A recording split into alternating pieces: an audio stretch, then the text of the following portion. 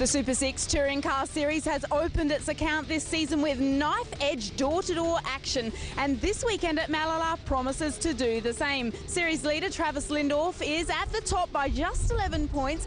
What do you have to do to keep yourself there? It's pretty much stay up in the top 5 at least to be competitive and try and hang with the red cars, which is Kingy and Jamo here. They're locals and they've got a lot of experience around here, so if we can hang on with them, we'll be happy. You're a debutant here at Mallala. Track time is minimal, but I mean, you're a confident character. How much does that suit you to just get in there and muck in and work it out? I think it's pretty good actually. If you keep calm and collected, and when you get in the car and put your helmet on and just be smooth, that's pretty much what you got to boil down to. If you go out there being a hothead, you're going to go off the track and not going to go anywhere.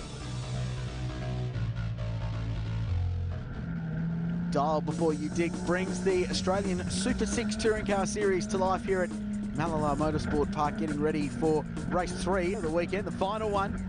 Cars rolling out. Lindorf, opening round winner and trying to get some more points here. This is what happened in race 2, Wade Ornger.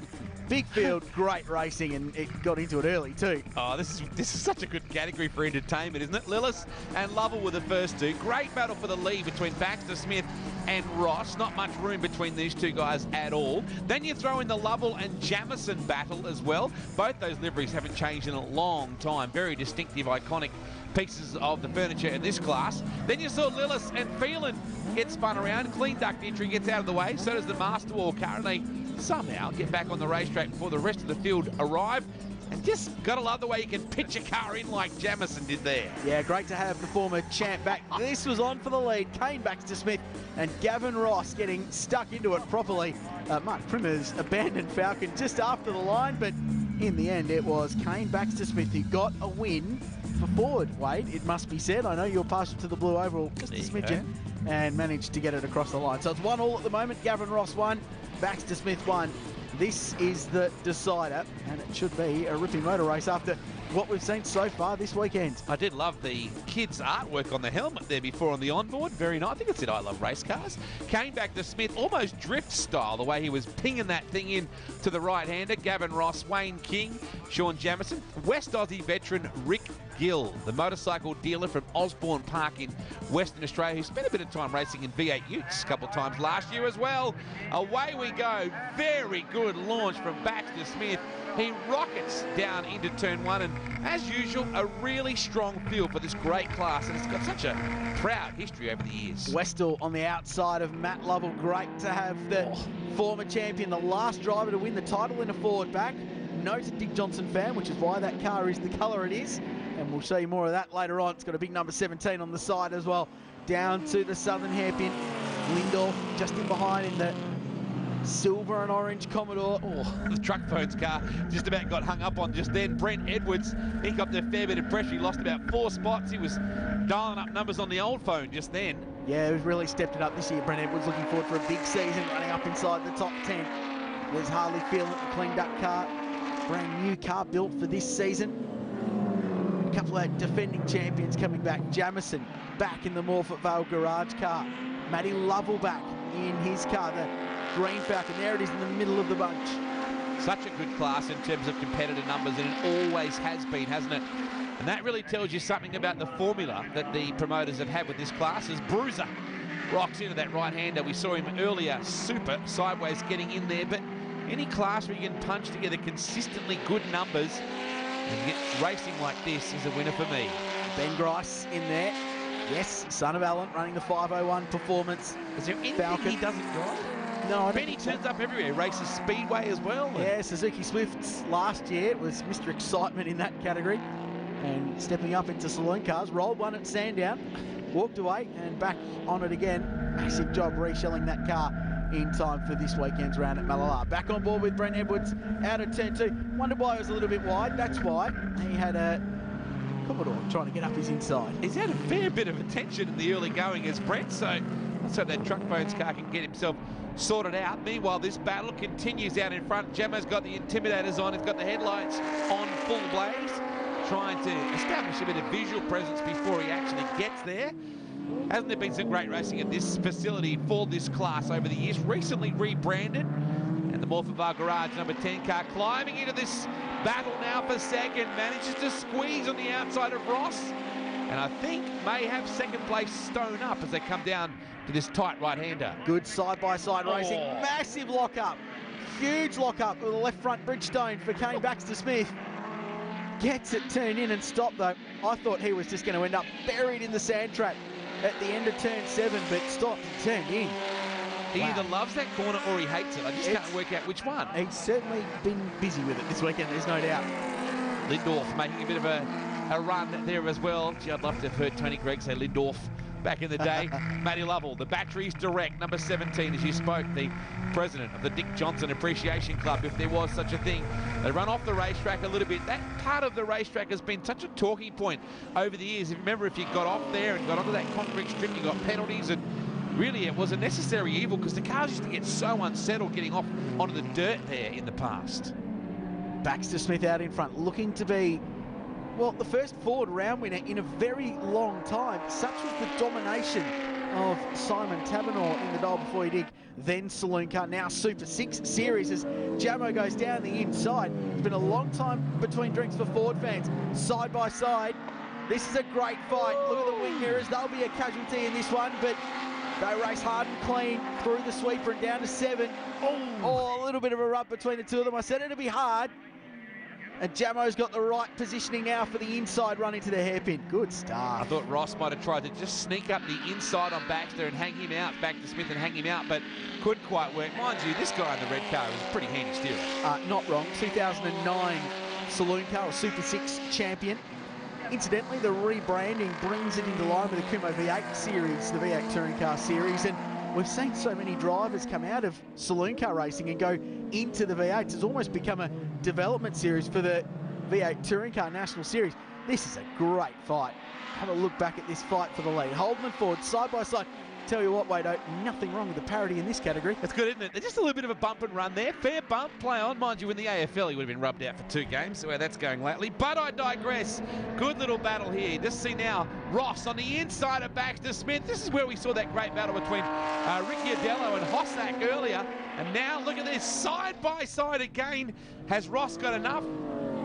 I'd like to know what he's done to super glue that mirror on, because it's copped so many hits and yet it's still on. It's on a slightly strange angle now. Not much benefit for rear vision gain there. Oh no, it's snapped back into place. No worries. He's got that thing on an elastic down. strap. He's not getting any vision out of it, unfortunately. But if you're looking in your mirrors, you're doing the wrong thing.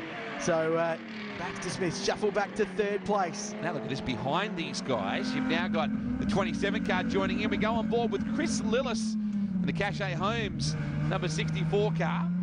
Very busy racetrack for anybody in any class. You just got to love, obviously the kids have got hold of Dad's helmet and had a bit of a crack. I love that. Well, I beat spending a couple of grand on a paint job, a snazzy paint job for your helmet. That's a nice personal touch zoom on the side. Yeah, I like that. That's good. Look at this battle now. Lovell really in a fierce battle with Lindorf and the Pakenham tyres. Number 51 car. So Jamison has stepped out a little bit now. He's got some ground up his sleeve over Ross. We then go back to Baxter-Smith, who's been very impressive. Westall now, beautifully turned out Falcon, got the copper stripes as well. We come back on board with Lillis. Oh, big lock up in front. That Benny Grice? Yeah, it is. Grabbed the brake going into the corner and just fired it off into the gravel. It's good to watch Benny. Dial Before You Dig. They've been a constant in this sport for several seasons now. Originally coming into the sport as team sponsor and now category sponsor as well. So they are a wonderful organisation. We see the DJR style batteries direct 17. Green still tough, it says on the back. It's got the NASCAR style tyre rub on that rear right-hand side door on that car as well. So she's been in the wars. Great to have Matty Lovell back. So enthusiastic. Former champion of this series back in 2011. It's all been Tabernaur since then. Dominant, and Tabernaur became the first back-to-back Super 6 Touring Car champion since Bruce Heinrich did the job. Speaking of competent South Australian racing car drivers, 05, 06, and then just for good measure went on to win in 07 as well. Tabernaur probably the first POM to win back-to-back Super 6 championships as well, I would think. I remember meeting him on a very cold Phillip Island weekend when he very first got into the game, and has gone on to some very impressive things, and as you said, doing some touring car stuff these days. Yeah, up into the Kumo series and doing a really good job of it too, running towards the top 5 or 6. Here's Brent Edwards, just looks down the inside of Day. Oh, just folded the mirror back in very nicely. No problems, that'll be worth half. Oh, gets a serve on the exit for his troubles. Maybe Day didn't quite appreciate that little nibble. Just didn't want that mirror folded back too much. There's the wave, but it's all good. Is that a thank you, or is it a... Well, is that a Marcus Ambrose? Well, maybe it's a we'll see you after the race situation. I'll call you on my truck phone a little bit later. I'm busy right now. George, he's very late to the corner there again. Oh, that's why. Day got back on the inside, so have a nice day. It's on between these two. Great stuff. Great racing. Westall, Lindorf and Lovell, as you're watching Super 6 action for Dial Before You Dig and the Bruiser. He's certainly had a bruising day so far, but they cannot catch Jamo. Local hero doing a very nice job out in front. It's Brad Day in the thick of that action, by the way. Brother of Dan Day, who runs in the V8 Development Series, former Kumo Series runner. This is what happens. So there's the first part of the move down the inside. Just folds the mirror back gently. Wait for the hit, though. There it is. And then the wave. Well, he did pass on the Street Fighter car. And correct. Day did Street Fight his way back through. He's got the P plates on board.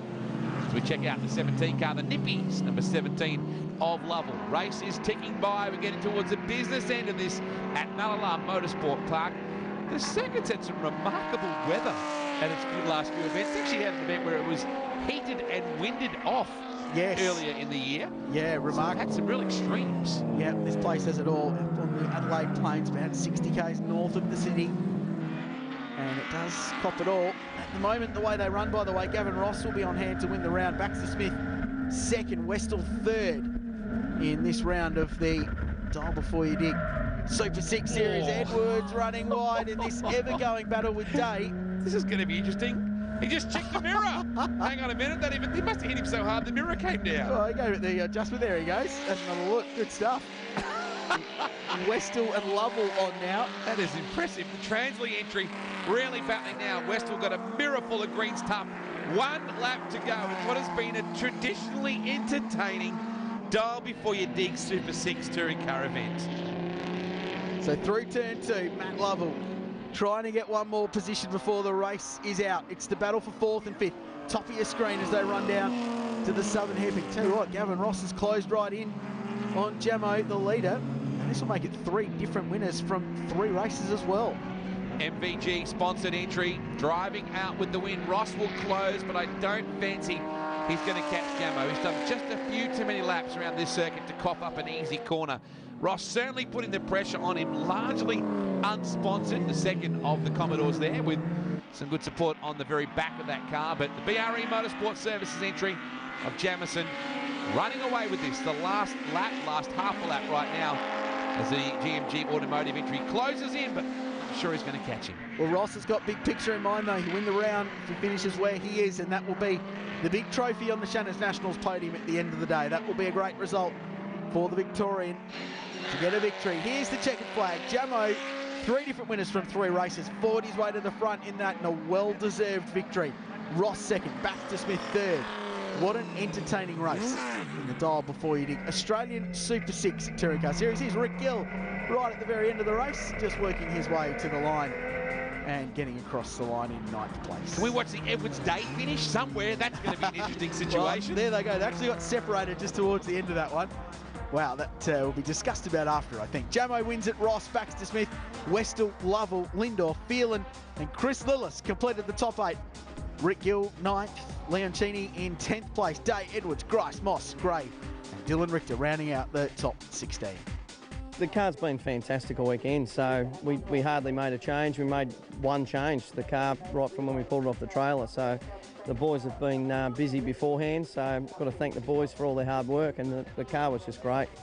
Yeah, pretty stoked. Podium finish and nice hard racing in that final race there, so yeah, we're very happy. So Gavin Ross extends his margin, although it's a narrow one, at the top of the Super 6 Touring Car Series points after 2 rounds. Lindorf third, Westall fourth, and Chris Lillis rounding out the top 5. An exciting day's racing and a couple of different winners in a couple of different races in the Super 6 Touring Car Series. This one's going to be a belter this season. They'll be back in action with the Shannons Nationals a little bit later on this year. Head to their website to find out more information.